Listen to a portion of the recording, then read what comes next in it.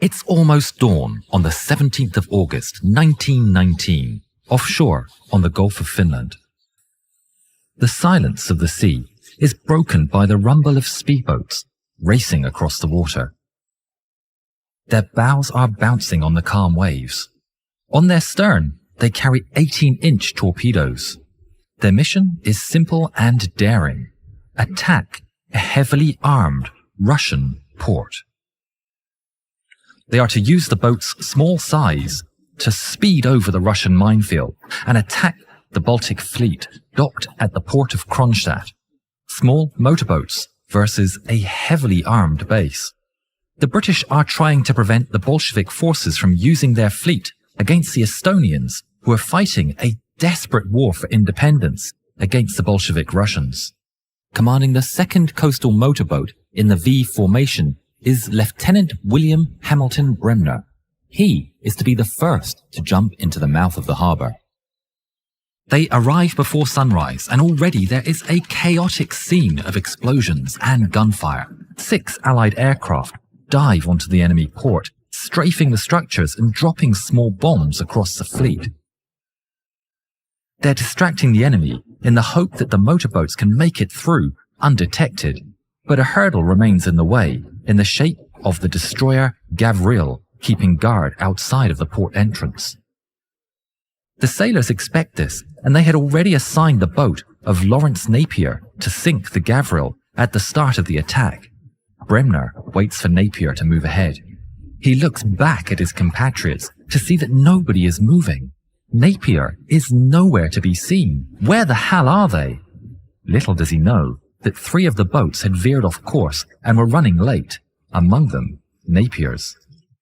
With the firefight raging ahead of him and the knowledge that every second waiting means more risk for themselves and the planes, Bremner decides he's going in anyway. His boat springs to life and accelerates swiftly towards the harbour entrance. The gunners in the Gavril are busy shooting at the sky and completely fail to see as Bremner sails right past them. He slows down by the entrance, expecting there to be a chain boom that he'd have to clear, but fortunately, the entrance is wide open. Carry on! They charge into the port as aircraft fly above their heads. Yeah! Bremner's eyes are focused on the vessel straight ahead, the cruiser Pamiat Azova.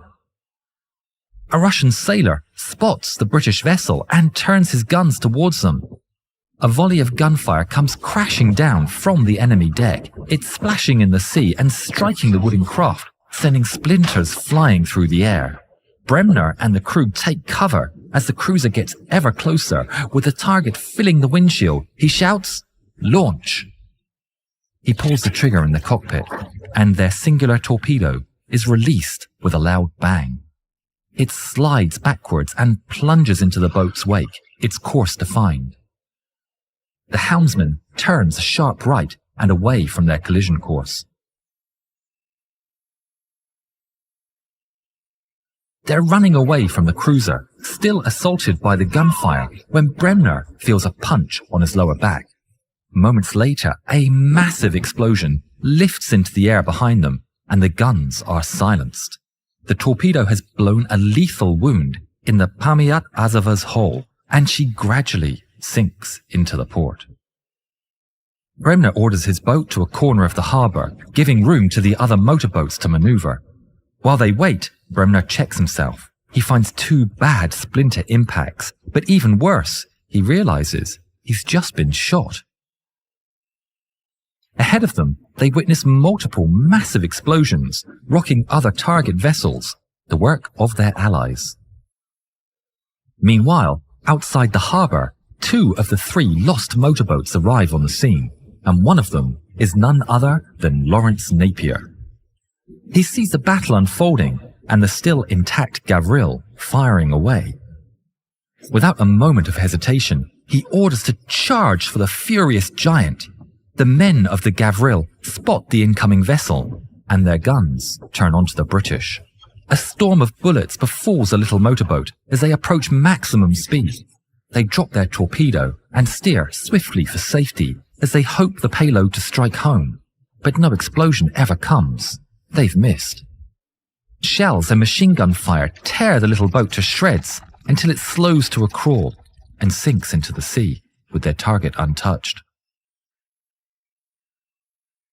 Inside the harbour, Bremner is feeling the pressure to get out as fast as possible, but he knows that the second wave of British boats is incoming. Suddenly, searchlights lock on to Bremner's speedboat, blinding the crew with their shine. They're unable to see properly, and nobody on board the boat notices as they wander across the harbour entrance. Simultaneously, Commander Frank Braid and his men are charging in, struggling with much the same problem. In a blur, Braid's speeding motorboat slams into the side of Bremner's, shattering the plywood hull almost in half and wedging the machines together. The men can barely process what's happened before machine gun emplacements from the harbour walls open fire on the stationary and brightly illuminated vessels. In the middle of the bullet storm, Bremner and his crew hastily push Braid's boat free as their own sinks under their feet. As Braid's boat breaks free and Bremner's is sinking, the men swiftly board the one remaining speedboat that's still afloat, as bullets crack above their heads and slam into the wood. The last soul is hauled on board, and Braid shouts to get them out of there immediately. The boat roars, turning right around and racing back out to sea. They exit the port to be met by the onslaught of a still intact Gavril. The Gavril's 102mm guns fire, launching 37.5-pound shells, along with a never-ending storm of lower-caliber rounds, straight for the little machine. With 2 torpedoes still at their disposal, Braid resolves to use them. Charge. Incredibly, the small motorboat accelerates towards the Gavril as their flurry of projectiles splash all around. Impacts appear on the boat's bow, and some strike the unfortunate crew, including Bremner for a second time. The men push on through the deadly hail as they await Braid's orders to launch, but it wouldn't come. A bullet strikes Braid square in the chest, and he collapses on the side of the motorboat, lifeless. Bremner curses, immediately rushing to take the unfortunate commander's place, despite his own wounds. Almost there. Keep going. Stay on target. The crew valiantly press on. Their boat bounces in the waves. The sound of cracking bullets, splashes and shattering wood fill the air. They're so close, they can almost see the enemy sailors manning the Gavril's guns, when Bremner finally exclaims, "Launch." The 2 torpedoes drop into the water simultaneously, and the helmsman pulls a sharp 180. The men hold on as they power away in haste, leaving behind 2 trails of bubbles, moving closer and closer towards the enemy destroyer. The enemy fire doesn't subside. Sailors are struck and the craft is suffering constant damage. Bremner looks back, waiting, praying for the explosions to end the barrage. But the torpedoes were badly calibrated, and they pass harmlessly underneath the enemy ship. Bremner's heart sinks as he witnesses the torpedoes explode behind the Gavril against the harbour wall, and suddenly safety feels miles away. A shell slams into the boat from the rear, sending shrapnel and splinters flying across the deck. Fuel tanks burst, filling the interior of the craft with flaming gasoline, and the chilling sounds of failing machinery reverberate through its wooden frame. A glimmer of hope remains as, despite the odds, the boat continues to trundle onward, but it's violently snuffed out when a second direct impact happens.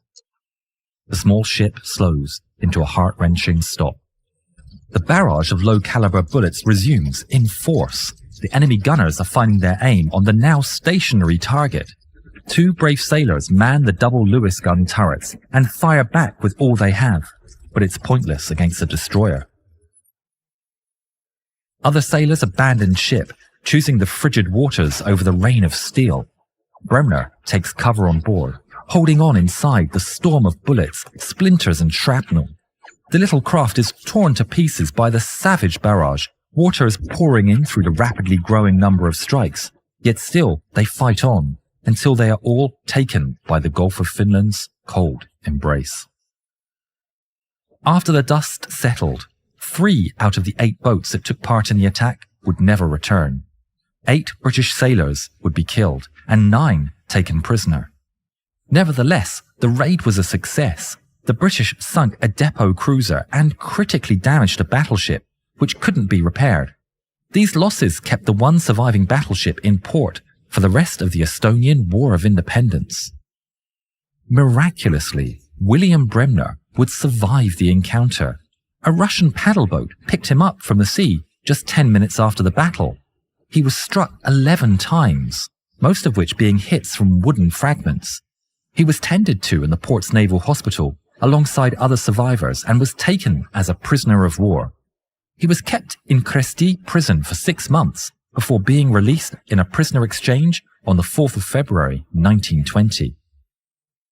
Upon his return to London, he was awarded the Distinguished Service Order for his valiant actions during the raid.